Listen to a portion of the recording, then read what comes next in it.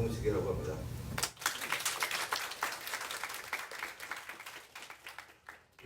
제가 그 네이버 아이디를 파이레이트로 선정을 해가지고 제가 죽기 전까지는 이걸 못 쓰십니다. 누구든지 저한테는 연결이 지지락 하시는 분들은 딱 보면 아세요. 아, 이는 당신 지지락했냐 딱 물어보거든요.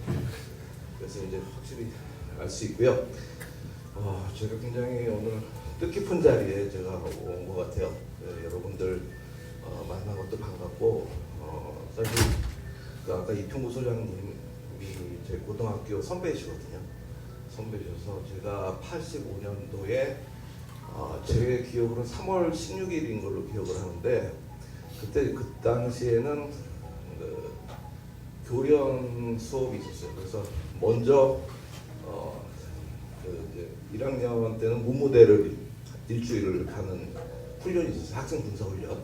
지금 그 성남 위례 신도시 있는데 거기였었는데 서울대가 먼저 가고 그 다음에 고대 가고 연대 가고 그런 식으로 일주일씩 갔어요. 근데 그때 가서 가기 전에 오셔가지고 과 사무실에서 저를 찾으셔가지고 끝나자마자 와라 그래가지고 학교 와가지고 제일 처음에 안암코치에서 술을 사주신 분이 이평구 원장님이세요. 그래서 그때부터 이제 연을 계속 이어가지고 이제 대학원도 가게 되고 그렇게 됐죠. 그래서 굉장히 오늘 이평구 소장님 앞에 하시고 제가 다음에 하고 그래서 굉장히 뜻이 깊다고 생각을 하고요. 여러분들도 만난 것도 굉장히 반갑고요. 제가 일단 진행을 해보죠. 저희도 제가 생각하는 거는 이제 지질학이라는 부분이 사실 굉장히 이제 좋은 학문이죠. 멋진 학문이고 그런데 사회적으로 내지는 많은 분들이 굉장히 접하기가 어렵다고 생각을 하시고 예를 들면 그런 거랑 비슷한 거죠. 미적분을 배워서 실생활에 어떻게 쓰냐 그런 식으로 수학과에서 물어본대요. 교수님한테 들었는데 그럼 이제 교수님들도 글쎄 그게 너 열심히 하다 보면 나중에 뜻을 알 거야 이제 그런 식으로 얘기하고 끝난다는데 사실 이제 모르잖아요. 어렵잖아요 사실. 그래서 이제 지질학도 어떻게 보면은 비슷한 부분도 있습니다. 광고를 나누는데 암석을 알고 광고를 하는데 이게 우리 실생활하고 뭔가 관련이 되느냐 그리고 그게 우리 역사와 그다음에 다른 부분들과 어떻게 관계가 되는지 알아야 우리한테도 배우는 거에 동력이 되고 그다음에 그런 것들이 사회 전반적으로 인식의 틀이 넓어지고 많은 분들이 알아져야 지질학이 상당히 중요한 학문이구나 그렇게 해서 여러 학계에 투자가 되고 여러분들이 취업하는 데나 그런 데에 또 여러 가지 기회가 많이 생기고 그럴 것 같더라고요. 그래서 사실 지구과학이 우리나라는 여러분들이 이제 잘 우리 멤버들이니까 아시겠지만 우리나라가 이제 산업화 과정에서 광산을 어느 정도 하다가 중국에서 광산 개발이 되면서 단가가 떨어지면서 국내 광산들이 전부 다 폐광이 된 형태거든요. 그래가지고 그 다음에는 투자가 안 됐어요. 투자를 할 수가 없죠. 단가가 안 맞으니까. 그렇게 되는데 그러다 보니까 이제 와가지고 다른 나라에서 수입을 막으니 개발을 막으니 우리는 어떻게 해야 되냐. 우리 거 찾아야 되는데 개발한 광산이 없고 그 다음에 광산학을 연구한 사람이 없어요. 그동안에. 그렇게 시장이 없으니까. 그런 식으로 되다 보니까 지금 다시 이제 와가지고는 힘든 상태가 된 거죠. 그러면 이게 앞으로 그러면 또 이럴 거냐? 그러면 안 되죠. 그렇게 안 되게 하기 위해서 여러분들이 이제 노력을 하시는 것 같고 그 일환으로서 제 생각에 제 입장에서는 그러면 어떻게 해야 되느냐? 일반인들에 대해서 이제 지질학적인 관심을 유발하는 그런 것들을 좀 작업을 해보자. 그리고 이제 교수님들은 또 바쁘시고 그다음에 다른 분들은 또 다른 볼 게 너무 많잖아요. 유튜브도 봐야 되고 막 하니까 그런 거를 의미 있게 할 사람이 한 사람 정도는 필요하지 않겠냐 생각을 해봤습니다. 지질학이 언제나 공룡한테만 의존할 수는 없잖아요. 지질학은 딱 하면은 일반 사람들은 공룡 생각하는데 그런 얘기가 있습니다. 물리학은 빅뱅 때문에 망하고 지질학은 공룡 때문에 망한다고. 다른 아이템이 많은데 재밌는 아이템이 많은데 그거에 다 매몰됐다는 얘기죠. 그래서 빅히스토리라고 이제 제목을 접어봤는데 빅히스토리는 여러분들이 좀 생소해하실 분도 있고 아닌 분들도 있을 겁니다. 빅히스토리는 보통 이제 거대사라고 얘기를 하면서 최근에 이런 이과 전반, 물리학, 천문학, 과학, 지질학, 생물학을 이제 인문학하고 섞어가지고 전체의 틀로 맞춘 거예요. 뭐 여러 가지 얘기가 있습니다만 어쨌든 간에 여기서 다루는 내용들은 그렇습니다. 빅뱅부터 시작해서 농업혁명, 그다음에 근대혁명까지를 대체적인 카테고리로 해요. 그러면서 그 중간중간에 전공하시는 분에 따라서 좀 강조하는 부분이 다르죠. 그래서 어떤 분들 보면은 이제 지구와 태양의 형성 뭐 이런 부분에 관심이 있으신 분도 있고, 이 코스모스 칼세이건 선생님 같은 돌아가신 이 칼세이건 박사님 같은 경우에는 이제 우주 쪽이죠. 우주의 탄생에서부터 얘기를 하시는 분들이고, 사피엔스 유발 하렐 같은 분은 지질학적인 관점이 조금 있어요. 지질학적인 분도 있으면서 전체적인 얘기를 하고 있고요. 거의 모든 것의 역사는 대부분 읽어보셨죠? 되게 재밌는 책입니다. 남한테 가르쳐주지 마세요. 엄청 재밌어요. 그다음에 이제 우리 최근에 나왔던 뭐 오리진이라는 책들 이런 것들 보면 이제 지질학이 어떻게 문명과 연결이 되느냐들 얘기들이 있습니다.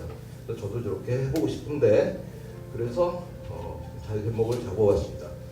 우리 경주는 많이 가보시죠? 아닌가요? 경주 하면 뭐가 생각이 납니까? 조금 뭐가 생각이 나요? 첨성대. 첨성대 여기 첨성대 있죠? 오타가 있는데 좀 이해를 해주시고 오세요. 요새 그 경주라고 해가지고 네이버에 쳐봐서 연관 검색어를 보니까 전부 다 황리단 길이 뜨더라고요. 경주는 첨성대가 아니라 요새 사람들은 다 황리단 길과 그다음에 황남방이 먼저 나와요. 그다음에 그렇죠. 저희 때는 수학여행을 이렇게까지 수학여행을 가지는 않았지만 예전에는 첨성대까지 막 올라가고 그랬다고요. 그리고 그 당시에는 이 쪽샘집으로 해서 이 첨성대에서 조금 옆에 쪽에 보시면 지금 대능원 있는 쪽 옆에 지금 다 헐었어요. 근데 옛날에는 거기에 뭐 주점도 많고 여러 가지 요정 같은 술집도 많고 막 그래야 됩니다. 그래서 그런 지역이 있었는데 그건 굉장히 오래된 분들이 기억이 있죠. 이거는 고문호수, 고문 관광단지 박정희 대통령 시절에 개발을 했던 그런 부분. 그다음에 뭐 교리김밥 아시는 분들이 있을 거죠. 이번에 가봤더니 교리김밥이 본점이 없어졌어요. 그 건물 크게 만들어가지고 돈 많이 벌어서 크게 만들어서 살았습니다. 분관도 있고요. 그러니까 경주는 이제 유네스코의 문화유산으로 돼 있는데 여기 뭐 다 의미가 있는 데입니다.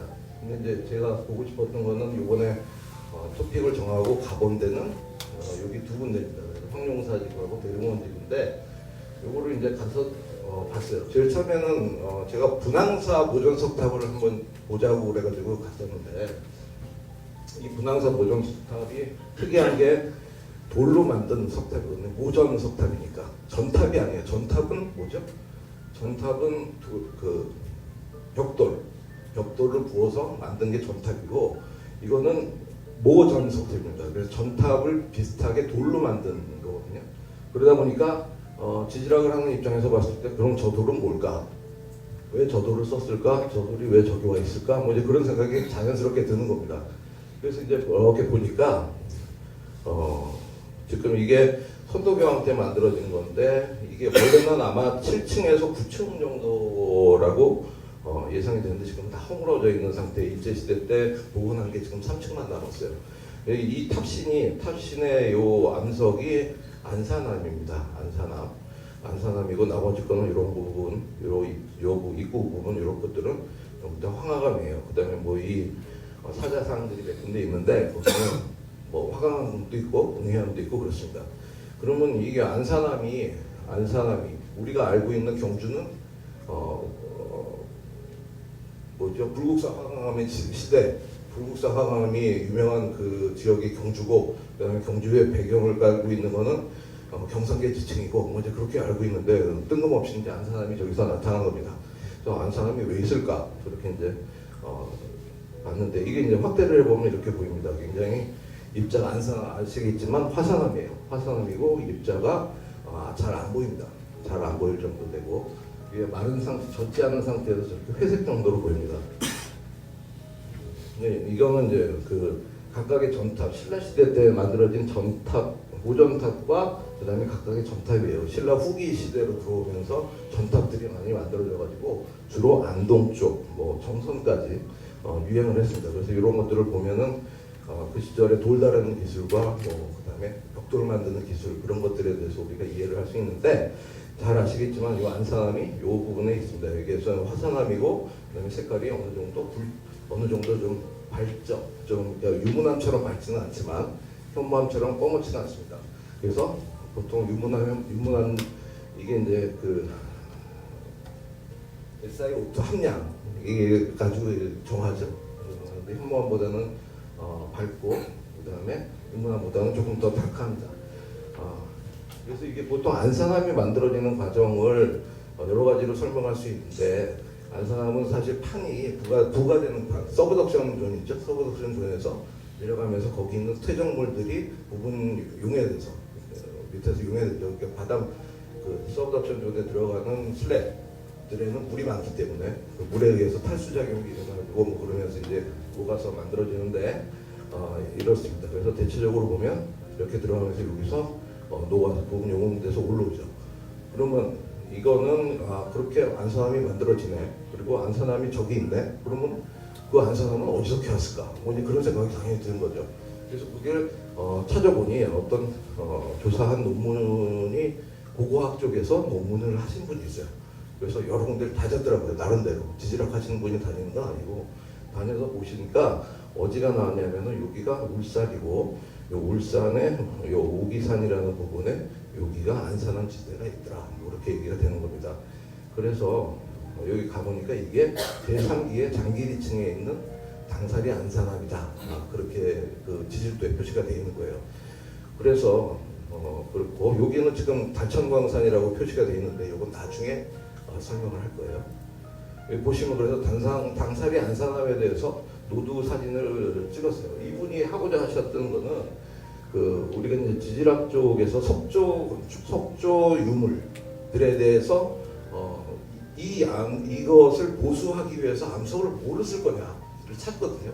그래서 제일 유사한 암석을 찾아가지고 그것이 무너졌을 경우나 아니면 보수를 할 경우 찾는데 그런 찾는 방법이 뭐 이제 여러 가지가 있습니다. 근데 물론 근데 가장 문제가 되는 거는 그 암석 그 유물을 부실 수는 없죠.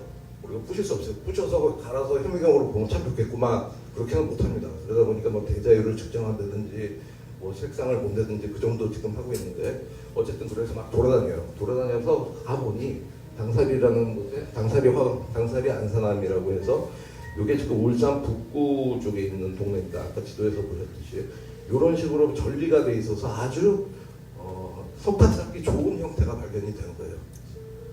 그래서 그럼 이걸로 갖다가 썼을 거라고 거의 예상이 되는 겁니다. 그러면 우리가 탑을 봤을 때 탑의 제형, 탑이 만들어진 원료 그리고 그 원료가 어디서 만들어졌는지 그걸 찾고 거기에 관계되는 과정에서 그러면 신라시대 사람들이 여기까지 와가지고 여기서 이걸 캐가서 달구지에 싣고가지고 가겠죠. 그리고 저 탑 정도 되면은 한두 번 왔다 갔다 한 게 아닐 겁니다. 엄청나게 사이즈가 컸겠죠. 이 덩어리를 가져갔겠어요? 그건 아니고 아마 재단을 규격에 맞춰서 재단을 했을 겁니다. 아까 그 이평구 원장님 말씀하셨듯이 현지에서 적당히 만들어야지. 그래서 부가가치를 높여서 어느 정도 규격화를 해서 가야지. 안 그러면 다시 갔다 와야 돼요. 왔다 갔다 해야 되니까. 그래서 이런 식으로 해서 보는데 그러니까 이제 이런 상태로 보고서 분황사탑을 보면 이 분황사탑은 펄펄 끓는 화산암으로 만들어진 거고 이거는 우리의 울산 쪽에서 있었고 울산 쪽에서는 아까 봤듯이 서브덕션 존에 의한 어떤 유문한 그 안산암질 마그마가 형성이 됐던 존이 시기가 있었구나 라고 우리는 그 탑을 보고 생각하는 거예요. 탑을 보면서 거기까지 이제 유추가 되는 거죠. 근데 이제 설명을 잘해야 되겠으면 그 일반인들한테 잘 설명해야지. 이 안산암 그 모전석탑을 해설하는 해설사가 계시는데 해설사가 어떻게 얘기하는지 하자 들었더니 안산암이 바다에서 왔대요. 그래서 저렇게 얘기하면 진짜 아무도 관심을 안 갖긴 하지만 안산암이 바다에서 오진 않았잖아요. 그래서 그걸 나중에 이제 해설사님을 불러가지고 이건 잘못된 얘기니까 다음부터 그렇게 하지 말라고 그렇게 얘기를 했더니 그다음부터는 얘기를 안 해. 그래서 그렇게 하고서 이제 돌아봤죠. 돌아보다 보니까 뒷면이에요. 이게 저쪽이 이게 이제 분황사의 입구고 이게 분황사 탑이죠. 이 탑의 뒤에 오면 이런 뭐가 있더라고요, 동그랗게. 그래서 연필 깎는 기계인가 그랬는데 연필 깎는 기계가 아닌 것 같고 보니까 우물이네요. 우물인데 이게 호국용 변호정 그렇게 된 이름이 돼 있어요. 그리고 이제 경북 지방문화재로 형성 이름이 돼 있는데 지정이 돼 있는데 우물이 굉장히 모습이 깨끗하죠. 멋지게 돼 있어요. 이런 지금 우리가 생각하는 일반 우물하고는 좀 다르게 이게 화강암을 팔각으로 멋지게 잘라서 만들었고 이것의 위치가 지금 뭐 대웅전 이 탑하고 보통 절은 대웅전 부처님을 모시는 대웅전이 있고 그 앞에 탑이 하나 내지 두 개가 있고 그렇습니다. 그런데 그 앞에는 보통 뭐 석등이 하나 더 있든가 뭐 그 정도 되는데 우물이 있는 데는 없어요. 우물이 떨렁 있더라고요. 떨렁 있는데 나중에 이제 이거를 발굴 조사를 하는 자료를 보다 보니까 이 주변에 우물이 굉장히 많았어요. 굉장히 많았고 그다음에 여기 절 자체도 지금 분황사는 되게 작습니다. 사이즈가 지금 상태는 작은데 지금은 굉장히 축소된 거고 분황사의 부지를 제가 대충 따져보니까 이 우리 애기는 캠퍼스 한 2배 정도 됐던 것 같아요. 굉장히 컸던 절이에요.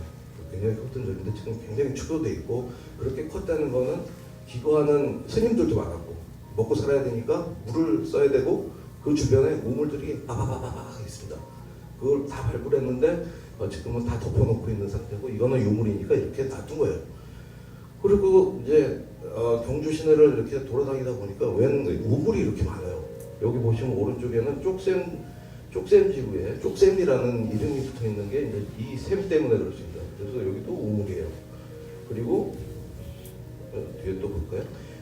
경주에 제매정이라는 게 있습니다. 제매정은 누군가 하면 김유신 집이에요.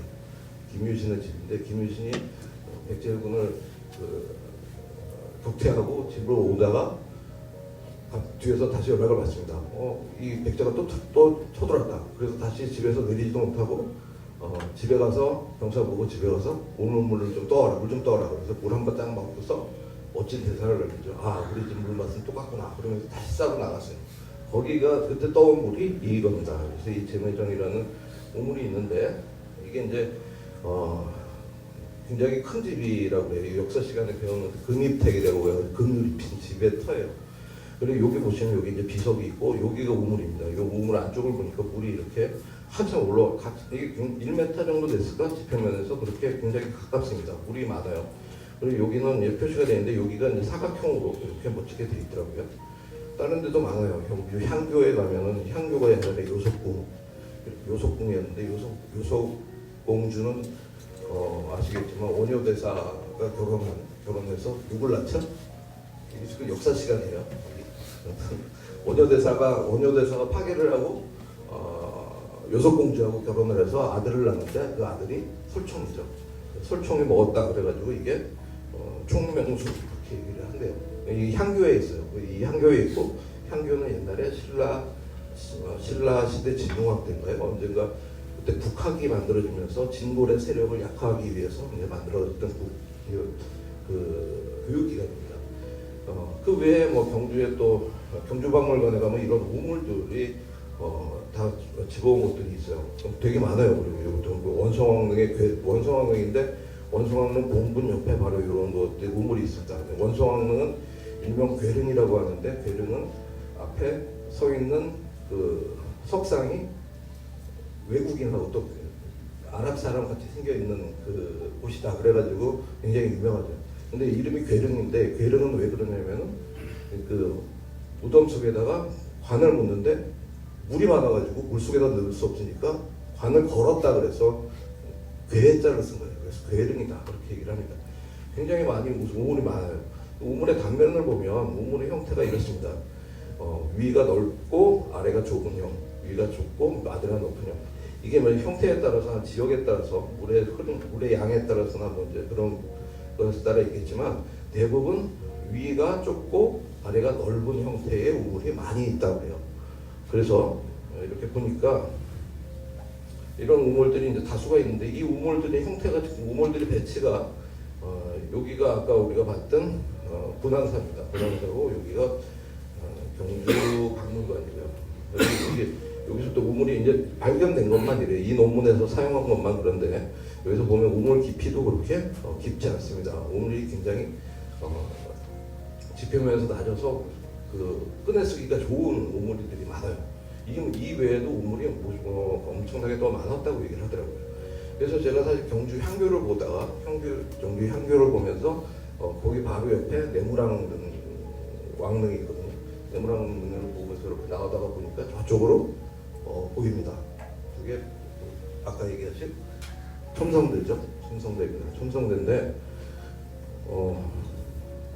이게 뭐로 보입니까?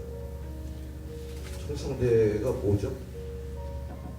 별 관측소. 네, 별을 관측한다는 얘기, 별을 관측소로 첨성이니까 원래는 점성대라고 얘기했다가 첨성대라고 얘기했고 지금은 이게 하늘을 우리 별자리를 관측하는 그 시설이었을 거다 얘기를 하는데 제 눈에는 우물로 보여요. 우물이죠. 사이즈 딱 만들어진 게 우물이고 그다음에 맨 위에 사각형이 아까 제매정에서 본 우물 위에 있는 형태랑 비슷합니다. 그래서 그게 이게 우물 형태의 디자인으로 됐을 거라는 게 사학계에서도 얘기가 있어요, 실제로. 근데 이제 설왕설래하고 있습니다. 이게 아직 뭐 확정적으로 천문 관측했다고 밝혀지진 않았어요. 우물일 수도 있고 뭐 여러 가지 기능을 했을 수도 있고 뭐 얘기가 많습니다. 근데 어쨌든 형태상으로 봤을 때는 오눈에 뭐가 보인다고 저희 눈에는 우물로 보여요.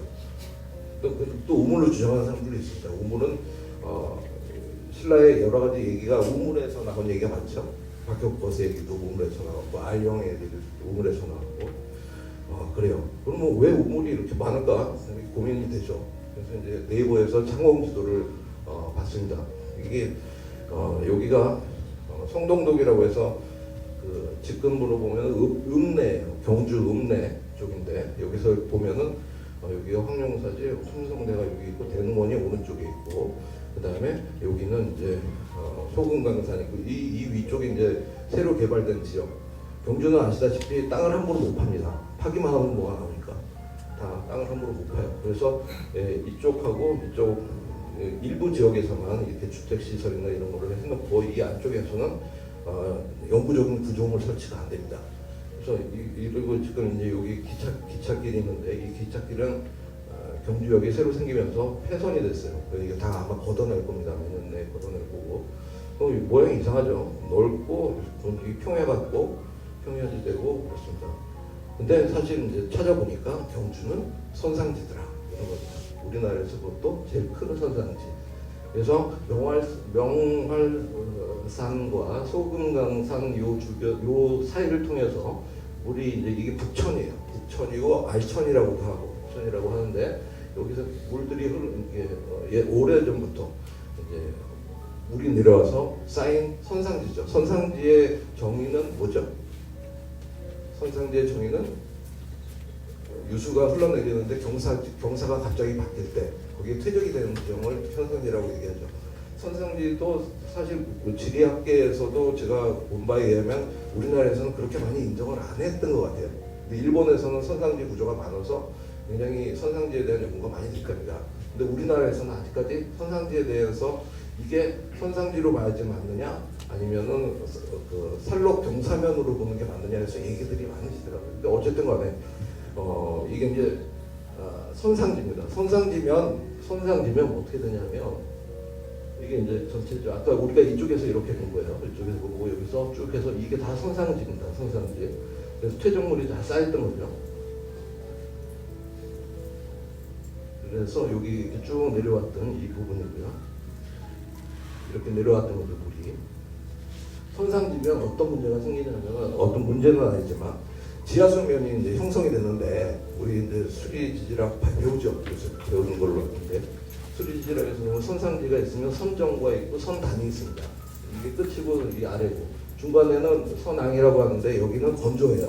지역이 건조하기 때문에 여기는 예를 들면 논농사나 그런 거를 기본적인 관계 시설이 안 돼 있는 선상지의 경우는 여기에서는 논농사가 안 되고 밭 같은 거를 주로 합니다. 그래서 물은 이제 선단에서 나니까 마을이나 그런 건 선단에서 형성이 되겠죠.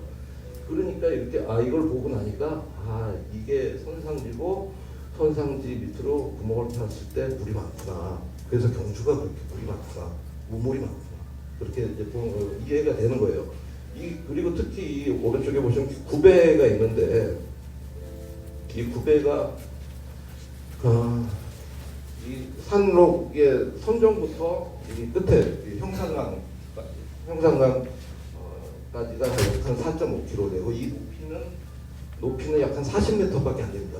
그러니까 경사가 굉장히 낮은 거예요. 굉장히 낮은 선산들이에요. 그러다 보니까 이제 여기 여러 가지 이제 물이 굉장히 많이 쌓일 수 있는 그런 여건이 되고, 그다음에 이 선산지를 구배가 낮다 보니까 중간중간 습지가 많습니다. 땅만 파면 물이 나와요. 여기. 거기에 따라서 이제 생기는 문제가 또 있는데, 요거는 이제 지하수가 있죠. 지하수가 있으니까 굉장히 관심이 많겠죠. 그래서 구멍을 파서 잘 검사를 합니다. 우리나라에 실시간으로 지하수 수위를 검사하는 사이트가 있어요. 심시할 때 들어가서 보세요. 어디 수위가 올라가나 내려가나. 그래서 부산대 선생님이, 부경대 선생님이 이거를 연구를 했는데, 부산 경주 지진이 2016년도 9월 12일 날 났는데 지진이 나기 전에 지하수위가 갑자기 올라가더라. 뭐 그거를 얘기하신 거예요.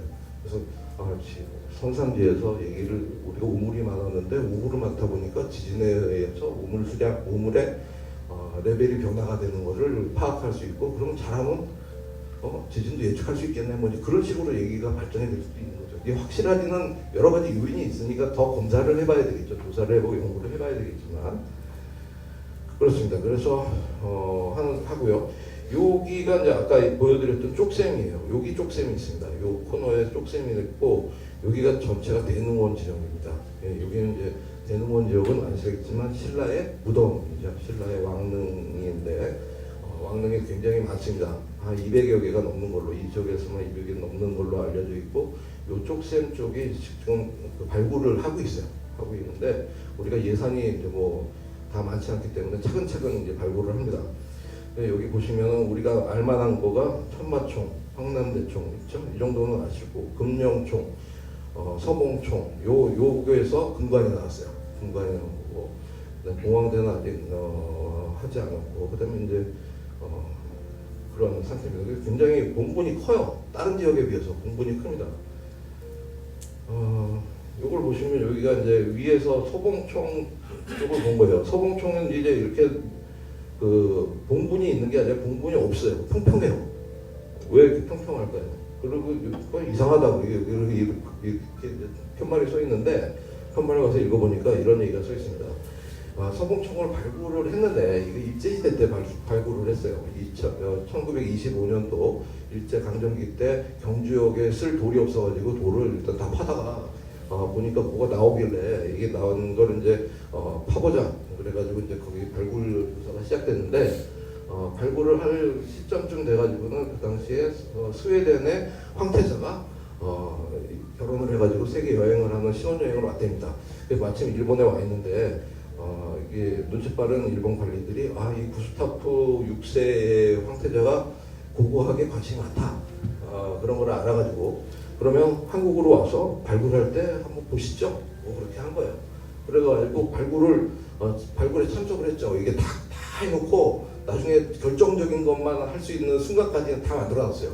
그래서 이 양반이 와가지고 거기서 살짝 드러내고 보니까 이제 그 왕관이 나온 거죠. 왕관이 나왔습니다. 그래서 이게 이제 또 이제 일본 사람들이 당신이 대단한 발견을 하셨습니다. 그러니까 그 당시에 그 스웨덴은 일본에서는 서전이라고 얘기했대요. 서전이라고 얘기해서 이거를 서전총이라고 이름을 붙여주겠다. 당신이 굉장히 큰 일을 했으니까 그렇게 했는데, 이분이 그래도 학식이 있으신 분이래요. 그래서 이게 내가 뭐 운 좋게 발견을 한 것처럼 보이지만 그게 아니고, 신라의 천년된 신라에서 발견된 무덤이고 금관이다. 그렇기 때문에 이거는 또 이제 금관에 봉황무늬가 있으니까 이름을 봉황하고, 그다음에 아까 얘기했던 스웨덴의 이름을 붙여가지고 서봉총 이렇게 얘기를 했답니다. 그렇게 다 파헤치고 다 걷어내고 위에 본분은 안 만들었어요. 흙은 다 썼으니까. 그런 분이 이분입니다. 이분인데 돌아가셨어요. 73년에 돌아가셨는데, 이분이 기록이 있습니다. 이 집안이 굉장히 오래 살아서 자기가 67세 즉위할 때까지 자기 위에 선대 왕이 안 죽는 거야. 안 돌아가신 거예요. 이 기록을 갖고 있었는데 기록을 깬 분이 있어요. 그분이 내일 즉위를 하죠. 영국의 찰스 황태자가 드디어 왕에 오릅니다. 이분이 그분이고 이분은 이제 지금 스웨덴의 구스타프 부강 16세 구스타프 부강의 할아버지예요. 여기서 오래 살니까 중간에 못 받는 거예요. 왕을 아들이라고 해도 왕이 안 되는 거예요. 근데 그분이 이제 할아버지인데 그런데 할아버지인데 그분이 지금 노벨상을 수여하십니다. 그래서 여러분이 노벨상을 받을 때는 그분이 줄 거예요. 트라이를 해보십시오. 자, 그래서 이게 보는데 이게 간이 이게 무덤이 큽니다. 굉장히 커요. 왜 이렇게 무덤이 클까? 이상하다. 그래서 이게 몇 개를 까보니까 아까 까보는 게 아니라 열어보니까 뭐가 되냐면 돌이 잔뜩 쌓여있고 돌을 다 걷어내니까 속에 관이 이렇게 관 같은 목구조물들이 있어요. 목구조물들이 있었는데 그거를 이름하여 적석, 목각군 이렇게 얘기를 합니다. 그리고 요새 한국말로 많이 바꾸니까 우리는 순우리 말로 돌무지, 넛덜무덤 그렇게 얘기를 하는데 돌무지, 넛덜무덤은 사실 이제 마리깐 시절에 갑자기 납니다. 신라의 이제 왕의 이름이 이제 여러 가지로 여러 번 바뀌는 세계가 있는데 갑자기 이제 마리깐 시절에 갑자기 생겨요. 그다음에 이 지역에 모여 있습니다. 모여 있고 그다음에 그거를 발굴 조사를 하다 보니까 엄청난 것들이 많이 나와요. 금관, 금동관, 갑옷, 철정, 털기구 그다음에 그런 것들이 많이 와서 도대체 이게 다 누구 무슨 일이냐 그렇게 막 얘기들이 많고 그다음에 이 돌로 쌓잖아요. 돌로 쌓는데 저 돌이 다 어디서 나왔을까? 그 돌을 보면 또 이제 형태가 있습니다. 이 지역이 지금 아까 고분이 주로 있는 데고요. 그다음에 여기 이렇게 표시된 것들은 습지입니다. 그 옛날에 그 논문에 이제 이 옛날 지도를 보고서 이렇게 분석을 했는데 지금 경주시대에 하천이 없는 것처럼 보이지만 다 복개를 해서 그래요. 복개를 해서 그렇고 그다음에 이게 샘물이 중간중간에 나옵니다. 선상지기 때문에 중간중간에 이제 샘물이 갑자기 튀어나와서 하천이 이루어지고 막 그러는데 지금 그거는 다 복개를 했어요. 복개를 했으니까 안 보여요. 근데 이제 원래 지역은 이렇게 다 습지고 습지를 피해서 이 대릉원에 이 왕릉들이 형성이 되니까 왕릉인지는 몰라요. 지금 열어보지 않았기 때문에 비정된 데가 별로 없습니다. 그렇게 됩니다. 그래서 이 적성목각군의 형태가 이런 식의 목구조물을 하고 이 위에 그 돌을 쌓죠. 돌을 쌓은 다음 위에다가 봉토를 합니다. 크게 봉토를 해서 이거는 절대로 도굴이 안 돼요. 도굴을 하려면 이걸 다 파헤쳐야 되는데 이 파헤치기가 무지하게 어렵습니다. 이게 남들 못 보게 하룻밤 만에 팔 수 있는 게 아니에요. 우리가 작정을 하고서 그 황남대총을 작정을 하고 팠는데 그거 파는데 1년 걸렸어요. 우리 허가 받고 대낮부터 파는데도. 지금 형태가 크게 보면은 이게 목각의 위치에 따라서 지표면이 있고 지표면 위에 관을 넣는 게 있고 지표면 아래에 관을 넣는 게 있습니다. 지표면 아래에 관을 넣으면은 본분이 작아요. 지표면 위에 놓으면 본분이 커져요. 그럴 수밖에 없죠. 이걸 보호해야 되니까. 그러다 보니까 이게 무슨 얘기냐면 지표면 아래로 팠으면 좋겠는데 파면 경주에선 뭐가 나온다? 물이 나옵니다. 지하수가 나옵니다. 지하수가 나오니까 물 속에다 우리 선조님을 수장을 시킬 수 없죠. 수장을 시킬 수 없습니다. 지금도 물 나오는 데는 묘를 안 써요. 그러다 보니까 이거 들어 올리는 거예요. 땅 위로. 관을 들어 올립니다. 관 전체를 들어 올리다 보니까 어떻게 되냐? 적성목각군의 규모가 엄청나게 커져요. 이게 중앙 아까 카자흐스탄 뭐 그런 스탄이 있는 나라 그쪽 위에 흑해 위쪽에 보면은 스키타이라고 기원전 7세기 8세기 쪽에 있던 그 기마민족인데 기마민족의 무덤입니다. 그리고 푸르칸이라고 그러는데 형태가 비슷해요. 굉장히 비슷합니다. 그래서 우리도 저기 적석 이 밑에 땅 밑에 관을 해놓고 이 위에다 돌을 쌓고 본분을 만드는 거죠. 그래서 이게 이쪽에서 영향을 받은 것이 아니겠느냐. 뭐 여러 가지 얘기가 있습니다. 흉노 쪽에서 영향을 받았을 거다 뭐 하는데 결국 흉노도 스키타이 쪽에서 영향을 받았을 수도 있고 뭐 역사학 쪽에서는 머리가 아픕니다. 이것 때문에 뭐 이렇게 저렇게 얘기하는 사람 많은데 그건 그분들을 얘기고 우리는 지지랑 얘기를 하는 거죠. 그래서 관을 넣을 수가 없구나. 그래서 이렇게 커지는 건 그렇게 이해를 합니다. 논문을 보면은 그래서 시기에 따라서 그다음에 이거는 그 깊입니다. 관이 이제 여기 지상 요 정도면 지상이죠. 지상에서 황남대총이 남분과 북분이 있어요. 남분과 북분이 있는데 이거는 위에 묻었고 이렇게 내려가면서 깊이가 좀 깊어집니다. 깊어지는 거는 제가 볼 때는 나중에 이제 지리적인 위치를 따져서 뭐 한 것 같아요. 뭐 그 무슨 뭐죠? 우리 그 좋은 방향 잡고 뭐 그렇게 하는 거를 찾을 상황이 아니고 지금 물만 안 나오면 갔다가 이제 해야 되는 논문에 보면 미고지라고 나오는데 약간 높은 땅을 찾는 거예요. 조금만 높아도 거기다 부동을 많이 쓰게 되는 거죠. 이게 이제 약간 쪽샘 쪽에 있는 44억 고분 있는 형태가 이렇습니다. 이게 여기다 이제 그 묻고 그다음에 부장품 잔뜩 집어넣고 그다음에 여기다 돌을 다 갖다 써가지고 이렇게 동그랗게 만듭니다. 그래서 절대로 아무도 못 가져가게 만드는데 이게 이제 확대를 한 거죠. 확대를 했는데 이 돌이 있어요. 돌이 있는데 돌을 분명히 다듬은 것 같지는 않고 퇴적학에서 얘기했을 때 우리가 볼더급 자갈보다 크죠. 볼더급인데 각이 굉장히 져서 원마도가 굉장히 부실합니다. 원마도가 떨어져요. 이게 그러면 이거는 뭐 이렇게 퇴적돼서 우리가 알듯이 자갈 몽돌 해변 같은 데 가서 동글동글하지 않은 그런 만들어진 곳에서부터 가까이 있는 그런 데서 되지 않았느냐. 사실 성산비 밑에는 사실 이런 돌들로 가득 차 있는 것 같아요. 그래서 이걸 꺼내가지고 이렇게 공분을 만들었지 않았느냐. 그럼 요걸 가지고도 지금 얘기를 할 수 있는 것들이 많을 것 같은데 좀 아쉬운 거는 이쪽 지지도가 옛날에 1923년도에 만들어져 있고 지질 설명서가 일본말로 돼 있어요. 아직 기감 사이트에 들어가서 보면은 있는데 그래서 좀 이제 이게 뭐 조금 더 우리가 개선을 하고 발전을 시켜야 될 부분인 것 같아요. 그래서 이제 뭐 훈족 얘기가 결국 이제 훈족이 훈족 얘기는 아시죠? 훈족에서 로마가 망했죠. 그 이유는 여기 이제 우리가 지질학을 해서 연구를 하면서 고기후를 분석해 보니까 이 기간 동안에 굉장히 기온이 떨어지면서 기마민족들의 위치에 있는 그 초원지대에서 물이 굉장히 부족해졌고 말도 키울 살 수가 없으니까 주변 지역으로 이렇게 가야 되는 거고 가야 되다 보니까 서쪽으로 간 사람은 로마를 망가뜨렸고 동쪽으로 가면 어디를 망가뜨립니까? 중국을 망가뜨리죠. 그래서 중국을 다 내려가요. 중국 다 내려서 중국의 루트로 쪼그라드는 남북조 시대가 됩니다. 그래서 그 시절에 아마 여기서도 이쪽으로 온 사람들이 여기 오지 않았느냐. 그래서 뭐 흉노족이 왔는데 흉노족이 신라 박혁거세의 김씨의 시조가 흉노족일 것이다라는 얘기들도 뭐 지금 있어요. 근데 뭐 정확한 사료가 확정되지는 않은 상태죠. 뭐 얘기 설왕설래한 것들이 많습니다. 그래서 왜 신라에만 이런 것들이 많으냐?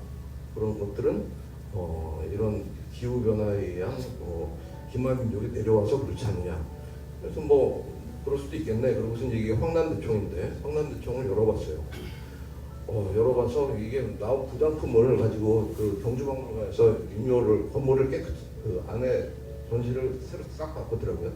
그래서 이제 황난대총에 나왔던 철제 유물을 이렇게 전시를 해놨습니다. 이게 다 녹슬어가지고 뭐 이게 뭐가 뭔지 잘 모르겠죠. 근데 이제 자세히 보면 요 안쪽에 있는 거, 요 위쪽에 요 부분인데 요 부분이 이런 거예요. 철덩어리입니다. 그래서 이게 철정, 덩이새 그렇게 얘기하는데 덩이새도 종류가 형태에 따라서 여러 가지로 구별이 됩니다. 그래서 이거를 옛날에는 화폐로도 썼대요. 화폐로도 썼는데 아까 그 원장님 말씀하셨듯이 이게 원료예요. 원료 이렇게 지금은 알루미늄 같은 걸 인고트라고 얘기하죠. 재련을 해가지고 반제품 형태로 만들어서 다음 제품을 사용하기 위해서 만드는 중간 제품이죠. 그게 철정 이런 건데 이런 거를 미세품으로 많이 넣는 거예요. 굉장히 많이 넣어놨죠. 많이 넣어놓으려면은 일단 첫째 그 무덤에 묻힌 사람이 돈품계나 있는 사람이거나 그다음에 뭐 세력이 있는 사람이거나 그래야지 막 집어넣을 거 아니에요. 그렇죠? 그 다음에 둘째는 이 동네에서 이게 많이 나거나 둘째는 두 가지 가능성입니다. 이게 또 천마총을 또 열어봤더니 천마총을 사실 먼저 열어봤어요. 천마총이 1973년도에 오픈이 됐는데 개장이 됐는데 이제 그 발굴이 됐는데 이게 올해가 50주년입니다. 그래가지고 천마총 발굴 50주년이라고 그래가지고 올해 굉장히 이 고고학계에서 굉장히 역사적인 해예요. 그래서 얘기들이 많고 그때 발굴하시는 분들이 인터뷰가 막 나오고 그러는데 어쨌든 거기도 열어보니까 이게 많아요. 되게 많네. 굉장히 많은 이유가 뭘까? 그렇게 해서 이제 해봤는데 논문 이게 조사를 해보니까 한반도에 덩이새가 이게 이제 이런 게 출토되는 게 우리가 유적지마다 개수를 씌워본 학자가 있어요.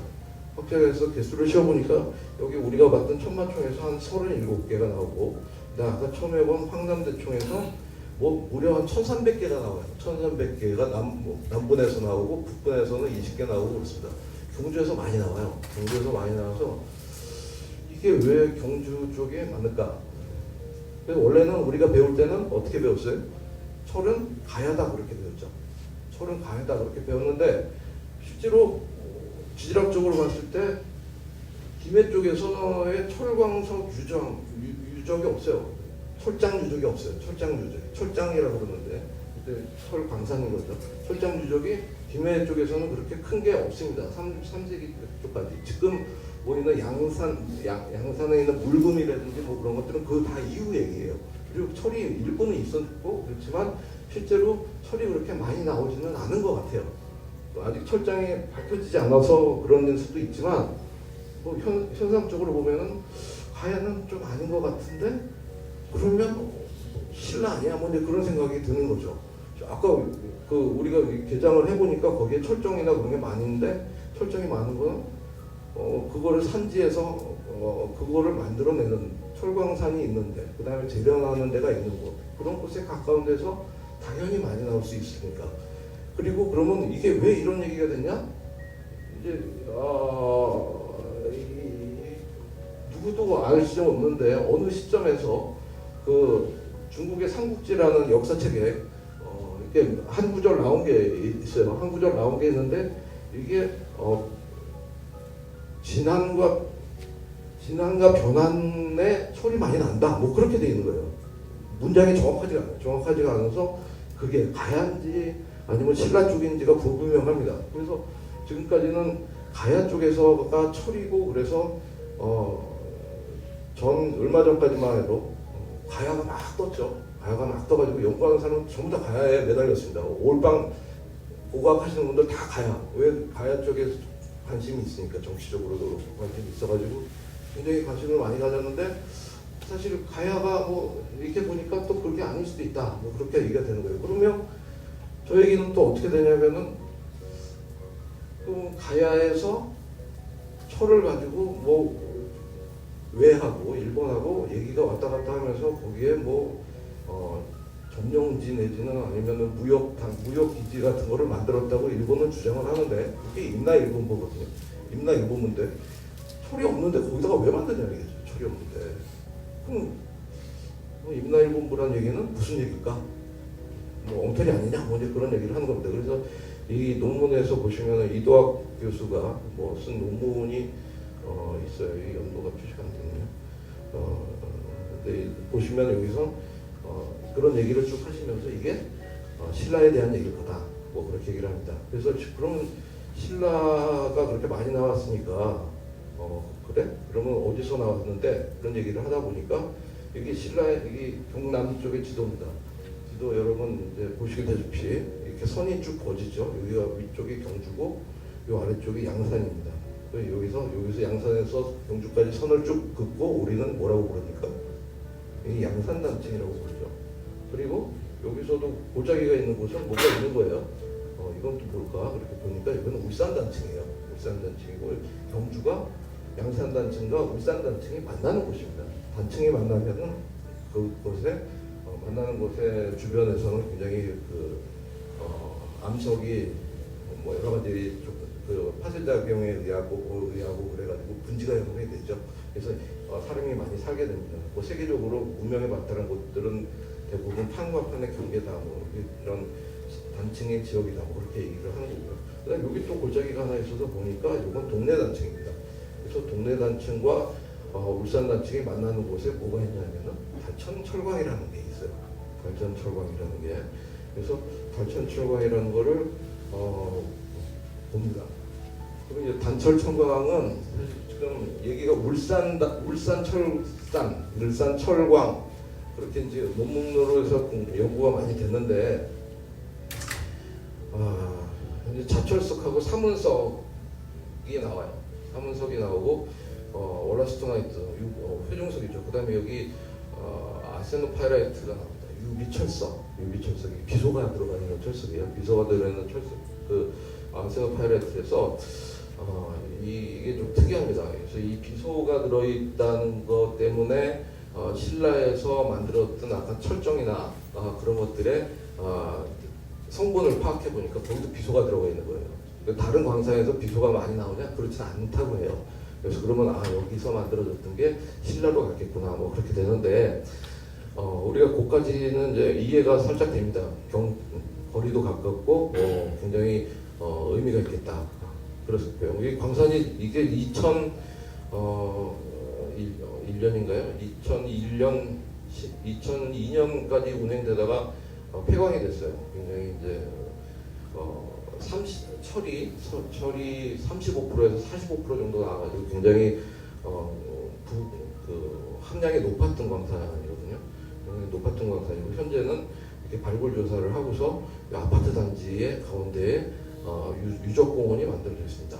유적공원이 만들어져 있고 이게 이제 보면은 이게 그때 만들어졌던 이 채굴 계획도 그림인데 여기 보면은 여기서부터 밑에까지 재밌게 이게 원통형으로 돼 있어요. 광산이 원통형으로 돼 있어서 이 높이가 위에서부터 지표면에서 아래까지 한 600m 되고 위에서는 긴 장축 위에 표면 지표면에 나온 게 한 150m에서 짧은 거는 한 50m 뭐 그렇게 돼 있대요.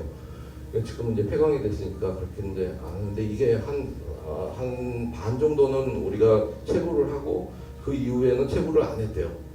못 했대요. 근데 왜 그러냐면 사람 구하기 어려워서 인건비가 너무 비싸져가지고 이거 채광을 못 해가지고 크로징을 했습니다.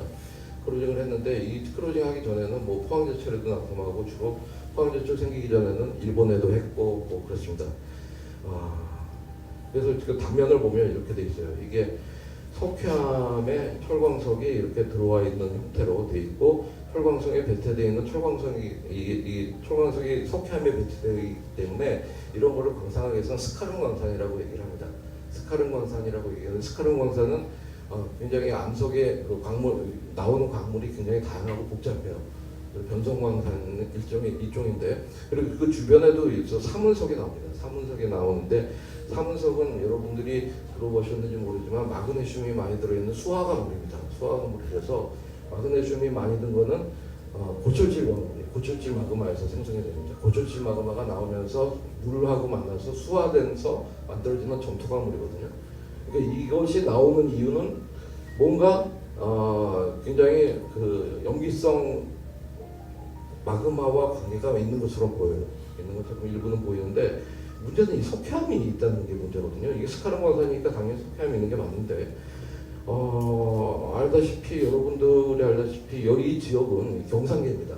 경상계에서 석회암이 없어요. 석회암 최저가 어디 있죠?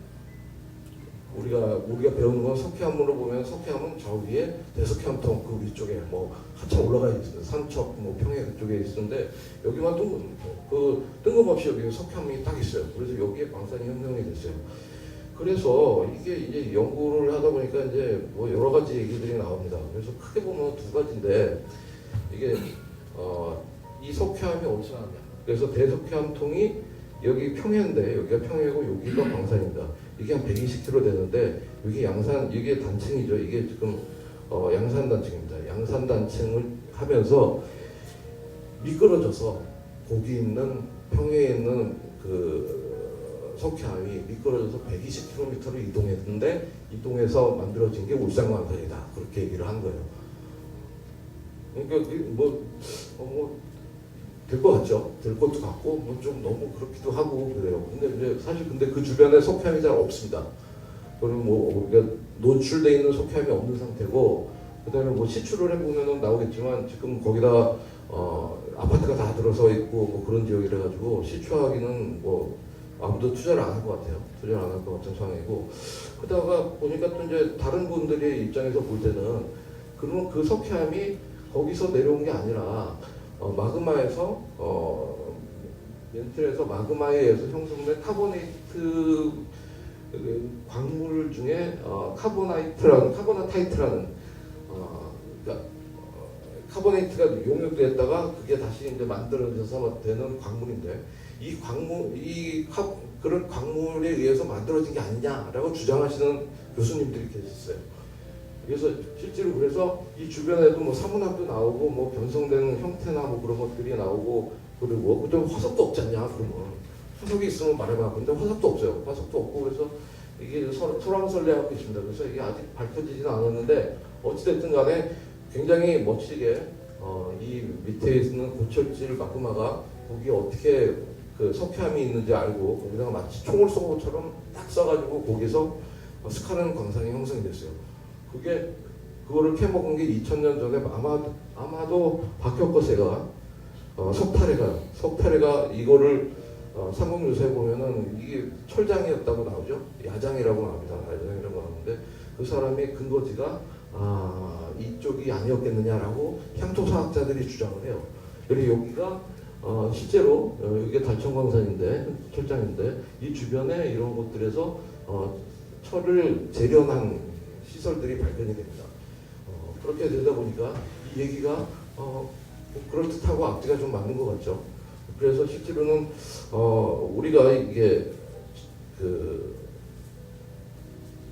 그런 생각이 들어요. 아소왕의 엑스칼리버라는 얘기들이 여러분 아시나요? 요새 게임에도 있지 않아요? 게임에도 있을 것 같은데 이 사람이 얘기를 한 겁니다. 이 바위에 칼을 꽂았는데 이 칼을 뽑는 사람이 왕이 된다고 얘기를 하죠. 근데 이걸 바꿔서 생각하면 칼을 뽑는다는 거는 칼은 철로 만드니까 바위에서 철을 뽑는 수 있는 사람은 권력을 얻는다는 얘기가 될 수도 있는 것 같아요. 그러다 보니까 이게 석탈해나 그다음에 기막 그다음에 누구죠? 신라의 김씨의 시조 누구죠? 김수로는 가야잖아요. 그래서 이제 보통 김씨의 시조가 김알치인가요?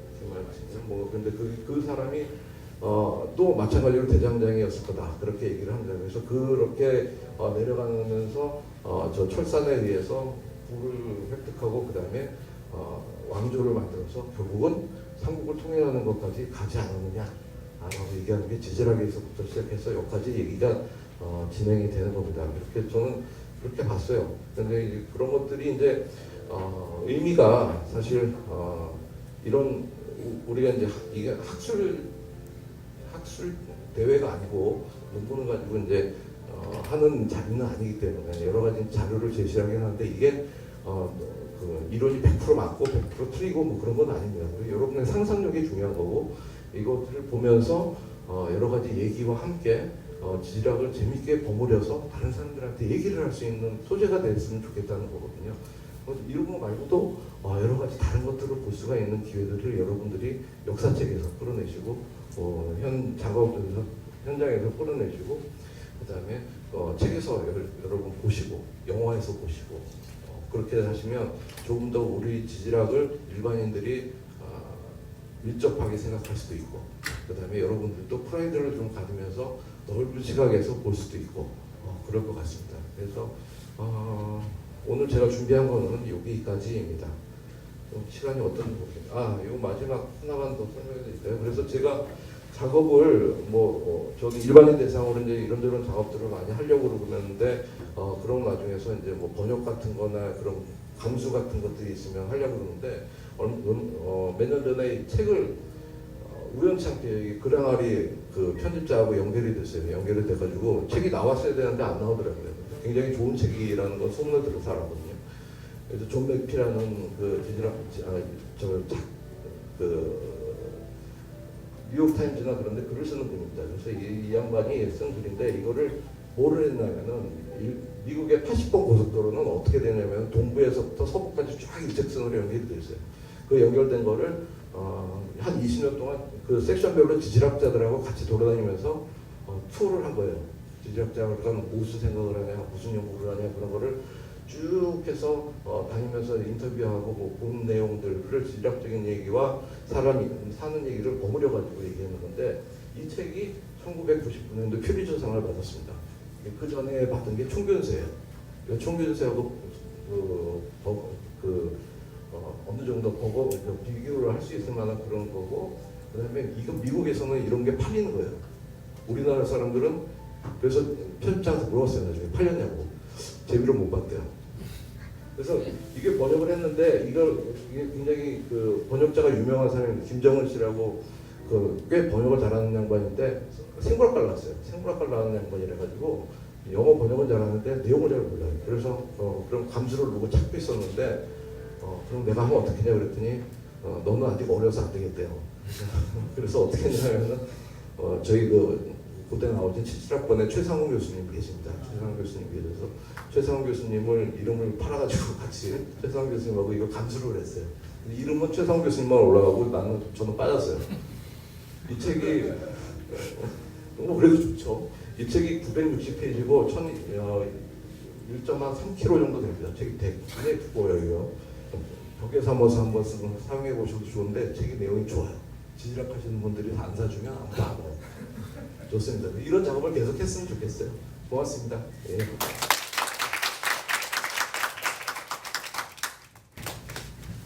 질문 받아야지. 질문을 받으면 할 말이 없죠. 자, 질문 좀 받아야죠.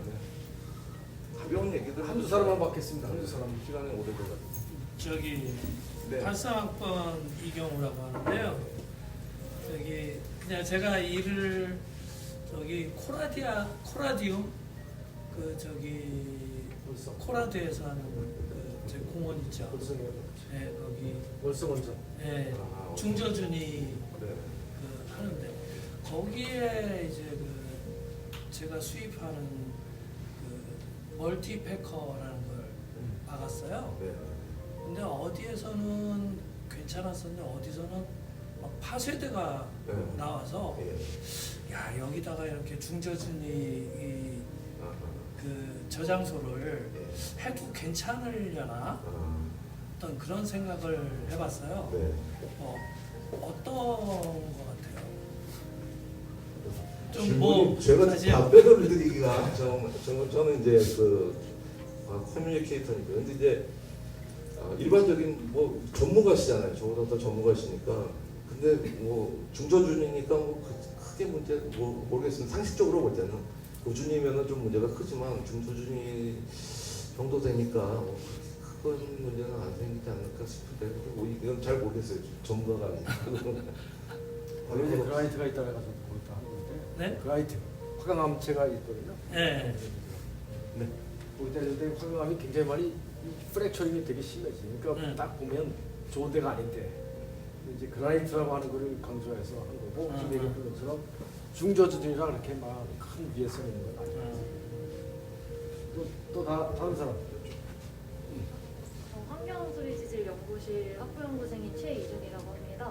그러면 되게 그 경주에 유물이 많이 남아있는 이유가 뭐 여러 정치적인 뭐 역사적인 일이 있었겠지만 그럼 어떻게 보면은 오늘 되게 강연 들으면서 되게 선조들이 그 무덤도 되게 높게 짓고 되게 여러 노력을 하셔가지고 많이 남았다는 생각이 드는데 혹시 그런 쪽으로 인과관계가 있는 논문이라던가 그런 걸 추천해 주실 수 있나요? 뭐 사실 이게 적석 목각분 자체가 도굴이 안 된다고 말씀드렸는데 아까도 자료가 없는 것 같지만 황남대총 같은 거 발굴을 할 때 황남대총 발굴을 하는데 1년이 걸렸대요. 1년을 포크레인으로 팔 수 없잖아요. 무덤을 그렇게 파는 거 아닙니다. 그러니까 포크레인으로 팔 수 없으니까 한사 떠가지고 하는데 대낮에서 한 1년 정도를 뭐 몇십 명이 가서 달라붙어서 하는데 그거를 비밀리에 도굴을 못하죠. 뭐 백제 무덤이나 그런데 꼬챙이 우리 잘 아는 거 봉토로 되어 있는 흙으로 쌓이는 무덤 같은 경우는 우리 영화에서 많이 보듯이 꼬챙이 이렇게 꽂아가지고 뭐가 있구나 그래가지고 거기 밤새도록 파가지고 하는데 저렇기 때문에 안 되고 그다음에 이제 두 번째는 제가 생각할 때는 신라가 망하면서 경주가 완전히 소멸됩니다. 고려 시대가 되면서 배경으로 모든 것이 옮아가고 그다음에 신라의 경주는 어떻게 됐겠어요? 여기가 옛날로 따지면 부흥운동이 일어날 수 있는 센터예요. 그러니까 여기에서는 모든 것의 발전과 그런 것들을 못하게 막죠. 그래서 그 당시에 고려가 되면서 달천총각이 문을 닫습니다. 달천총각이 문을 닫아서 거기서 칼만 들고 무기 만들어서 쳐들어오면 안 됩니다. 달천총각이 문을 닫아서 그게 조선시대까지 그 휴방이 돼요. 그게 또 경주에서 문화의 유산이 많이 남을 그런 거였던 것 같고 시절이 그렇게 소외되면서 오래가면서 사람들은 저 봉분이 산인 줄 알았지 무덤인 줄 몰랐어요. 최근까지도 무덤인 줄 모르고 조선시대 일제시대 때까지도 무덤인 줄 모르고 그냥 그 옆에서 산 거예요. 누가 무덤 옆에서 사는 걸 좋아하겠습니까? 산인 줄 알고 살았지. 그러다 보니까 저렇게 나온 거죠. 네. 네. 마지막으로. 예. 지리랑 연구실 김주현이라고 합니다. 네. 그 중간에 스키타이 구조의 무덤이랑 같이 엮어가지고 이제 전날 무덤을 설명하려는 시도를 하신 것 같은데 네. 스키타이 무덤 같은 경우는 기원전 1세기만 돼도 이미 다 사라지게 되고 그렇죠. 그렇죠. 전날 무덤은 빨라봤자 4세기, 5세기일 텐데 그렇죠. 이게 3, 4세기. 600년간의 시간 차이를 좀 넘긴 논리적 비약이지 않나 싶어요. 그런 얘기도 있어요. 사실 그런 얘기가 있는데 사실 뭐 이건 이제 완전히 뭐 학문적인 발표라기보다는 그 중간에 사실 흉노 자체도 스키타이의 후손이다 내지는 영향을 받았다는 얘기를 하는 겁니다. 그래서 뭐 결국 이제 얘기하시는 분들이 아까 이제 질문자 얘기하신 대로 어떤 게 그 거기서부터 기원이 돼서 우리까지 받아들여지려면 중간 과정들이 어딘가에 나와야 되지 않느냐 그런 얘기를 해요. 그래서 지금 뭐 우리 백제나 아니면 한성백제나 아니면 그 고구려 같은 데에 그냥 그 적석 목각부 말고 그냥 적석분들이 있어요. 적석분들이 있고 거기에 사실 또 유물을 펴보면 그 왕관이나 뭐 그런 여러 가지 무덤 그 칼들 나오는 거 그런 거 보면 또 스키타이랑 연관되는 그런 것들이 있거든요. 사실 중간 단계들이 많이 생략이 돼 있거나 아니면 아직 발견이 안 됐거나 뭐 그럴 가능성도 있는 것 같아요. 더 이제 그쪽에서 연구를 하시는 학자분들이 열심히 해주셔야 되겠죠. 네. 그저 역사에 대해서 질문하는 게 아니라 그 우리가 EBS의 뭐 다큐멘터리 프로그램 중에 네. 이렇게 전 세계를 다니면서 이렇게 소개하는데 지질 명소를 소개하는데 설명하시는 분이 전작가 나오신 분이고 박문호 교수님. 예. 나오신 분이서 그런데 한번 오프라인 안 해보셨어요? 그것도 한번 좋죠. 기회가 되면 지난번에 얼마 전에 저기 KBS에서도 한번 그런 시리즈가 한번 나왔었죠. 지금 그 제목이 뭐였더라? 그 한반도 35년 활동을 해가지고 네. 5부작으로 해서 쭉 나왔던 게 있는데 뭐 좋죠. 그런 기회가 있으면 저도 적극적으로 환영입니다. 그래서 해보려고 소개 좀 시켜주시면 해보겠습니다. 선생님 너무 시간이 늦어서 다 그렇죠. 네네네. 시간이 많이 오버됐어요. 사실은. 재미있는 주제입니다. 사실 이제 사람의 삶이라는 게 자연하고 좀 밀접한 관계가 있고 경주를 또 하필이면 잡은 게 아까 질문했던 것 같은데 일단 뭐 철광상을 소유했던 자가 권력을 잡았을 거다. 그렇죠? 그러니까 이제 도시를 만들게 되는데 도시가 되려면 평지가 있어야 되고 평지는 아까 두 개의 단층이 만나는 곳에 평지가 만들어졌을 것이다. 얘기를 했고 또 그런 지역에 있다 보니까 또 철광상이 있었기 때문에 이제 또 도시가 있으려면 땅 위에 있어야 되면 물이 또 있어야 되니까 물이 자분하는 곳이 좋죠. 그러니까 선상지형 계획을 하면 우리 아케시안 웰 같은 게 많아서 쉘로우 댐스까지 풍부한 지역이고 다만 무덤을 쓸 때는 높여야지만 물이 가까이 있으니까 높여야 된다. 뭐 이런 얘기 아주 재밌는 얘기인 것 같아요. 그래서 사실 이제 우리가 이 인과성이 있는 거죠. 다 자연하고 인간의 삶이라는 게 자연하고 관계가 되니까 이런 것들을 좀 우리가 살아가는 데 있어서 관심을 갖는 것도 참 재밌는 것 같고 이런 전로서는 잘 모르겠지만 나이가 이제 우리 여기 계신 우리 선 후배님들 다 선배님들 연배가 되면 자연에 대한 관심들이 훨씬 더 커지고 밖에 많이 나가서 그럴 때 사실 지어너직한 컨셉이나 이런 걸 갖고 있으면 대단히 인기가 많아요. 가치가 돼요. 우리 참 이게 사실 굉장히 연결이 되어 있는데 너무 몰라서 그런 쪽은 외국 사람들은 내가 사는 동네 뒷산에 무슨 돌이 있고 하는 걸 다 기본적으로 아는 상식적인 교양인데 한국은 그런 면에서는 지어너지 교육이 별로 안 돼 있잖아요. 그런 거에 대한 또 호기심을 일으키는 그런 주제였던 것 같아요. 그렇죠? 재밌었죠? 네. 60몇 개 주제가 있어가지고 한번 찾아보세요. 아까 얘기했던 것처럼 다시 한번 어디? 브런치에서 작가 이름으로 제 이름을 찾으시면 됩니다. 정말 아주 영화 속에 나오는 지질학 얘기서부터 해가지고 60몇 번 시간 날 때마다 쓰는데 뭐 워낙 방대한 지식을 갖고 있어요. 우리 전 박사께서. 역사 지식서부터 뭐 많은 영화도 보고 책도 엄청 많이 보신 분이고 뭐 등등해서 사실은 이제 많은 인테그레이션을 이렇게 할 수 있는 이제 그런 분이거든요. 그래서 또 이렇게 살아가는 모습도 상당히 재밌잖아요. 그렇게 한번 오늘 좋은 시간이었던 것 같습니다. 자, 수고했습니다. 박수 한번 주세요.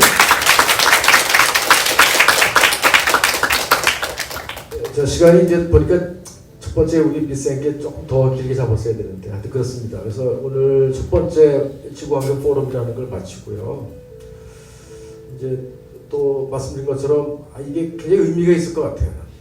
왜냐하면 학교에 계신 저를 포함한 교수님들이 우리 여러분들한테 하는 얘기는 당연 의당하는 얘기고 또 학술적인 얘기를 지나쳐서 좀 더 격가지로 벗어나면 또 되게 또 재미없어 하잖아요. 또 이게 되게 재밌는 학문이라는 얘기는 당연히 당신은 해야 되는 얘기라고 생각하고 있고 그래서 조금 약간 이 바운더리를 벗어나는 분들이 그중에는 우리 여러분들하고 똑같은 고민도 같이 했던 먼저 학교를 졸업하고 같은 학문 안에서 고민했던 분 중에 나가신 분 중에는 대단히 이게 매니아들이 많단 말이에요. 이 학문 자체가 그래요. 매니아들이 많으시고 또 매니아적인 삶을 살다 보니까 또 나름대로 그 분야에서 크게 우뚝 쓴 어떤 성취를 이루신 분도 많고 그래서 아무튼 이제 그런 분들을 이제 모셔다가 나름대로 재미있는 얘기를 한번 이끌어 가려고 하는 게 기획의 의도입니다. 이렇게 지구환경 포럼이라는 걸 만들었고 그래서 올해 첫 번째 행사인데 나름대로 적극적으로 많이 했는데 많이 오신 우리 학생들 또 뭐 등등해서 고맙고 두 번째, 세 번째 또 반드시 할 겁니다. 여기 와 계신 분도 이미 예약되신 분도 계시고 사실 최동 선배님은 사실 인사를 한번 따로 드리는 것도 괜찮을 것 같아요. 이게 질문도 하셨는데요. 그죠? 저기 이철영 선배님도 계시고 네. 우리 만학을 하셨던 한참 선배시긴 한데 제가 여기 언제 졸업하셨죠? 우리 선배님은? 제가 2014년도에 14년도 그래서 참 대단히 아주 곤욕스럽게 제가 한참 새까만 후배가 그렇게 됐어요. 그런 분도 계시고 뭐 등등 얘기 많이 오셨어요. 우리 최동 선배님은 이제 SK 어디였지? 이름이 SK 이름이 크게 바뀌어가지고 이노베이션 SK 이노베이션의 이게 석유 뭐라고 하는데 이노베이션에서 대표 이사까지 하셨었거든요. 대표까지 하셨고 그래서 지금은 이제 은퇴를 하셨지만 나름대로 이렇게 하시는 거에 재미를 들여서 했던 분. 세상은 좀 재미있게 산다는 것 자체가 성공의 지름길인 것 같아요. 재미를 드릴 수 있는 것은 내가 이걸 좋아하는 마음이 있어야 되는 거고 좋아하는 마음이 있어야 재미가 드려지는데 좋아하는 마음이 생기려면 일단은 해봐야 돼요. 그냥 막연하게 뭐 의당 재미없는 학문 이렇게 하면 절대 재미를 드릴 수 없어요. 그렇죠? 그런 쪽에서 한번 여러분들이 좋은 계기가 됐으면 좋겠습니다. 이게 첫 번째 올해 1회 오늘 지구환경 포럼이라는 걸 이렇게 해서 마치면서요. 어나운스 할게요. 이게 사실 저녁 식사를 예약을 해놨어요. 그래서 같이 가서 좀 전에 얘기했는데 늦어도 돼. 어디 하면 두부촌. 우리 대원생들 쫓아가서 여기 있는 사람 다 가도 됩니다. 그래서 식사 같이 하고 나서 집에 돌아가면 되겠어요. 아무튼 오늘 수고도 많으셨고 특히 오늘 강의해 주신 분들 여기 오신 선배님들 뭐 등등해서 또 이경우 씨도 또 왔네요. 하여튼 우리 박수 한번 같이 치면서 마치도록 하겠습니다.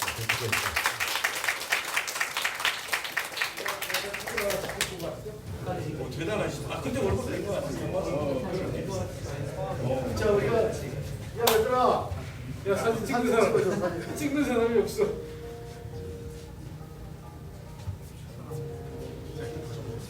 사진을 아무도 안 찍어주는. 좀 더 가까이 이렇게 더 가까이 더